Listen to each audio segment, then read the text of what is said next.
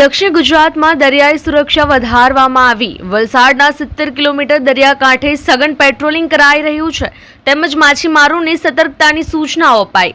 જમ્મુ કાશ્મીરના પહેલગામમાં થયેલા આતંકી હુમલાને પગલે ગુજરાતમાં દરિયાઈ સુરક્ષા વ્યવસ્થા વધુ કડક બનાવવામાં આવી છે।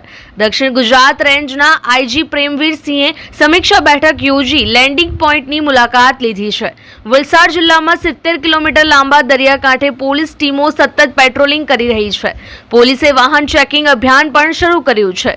દક્ષિણ ગુજરાતથી મહારાષ્ટ્ર સરહદ સુધી ચુસ્ત પોલીસ બંદોબસ્ત ગોઠવવામાં આવ્યો છે। સ્થાનિક માછીમારો સાથે બેઠક યોજવામાં આવી છે। તેમને કોઈ અજાણી બોટ કે વ્યક્તિ દેખાય તો તરત જ પોલીસને જાણ કરવા સૂચના આપવામાં આવી છે। સરકારના નવા આદેશ સુધી દરિયામાં ન જવા વિનંતી કરાઈ છે। માછીમારોએ પોલીસને સંપૂર્ણ સહકાર આપવાની ખાતરી આપી છે। મોટાભાગના માછીમારો દરિયામાં જવાને બદલે પરત ફર્યા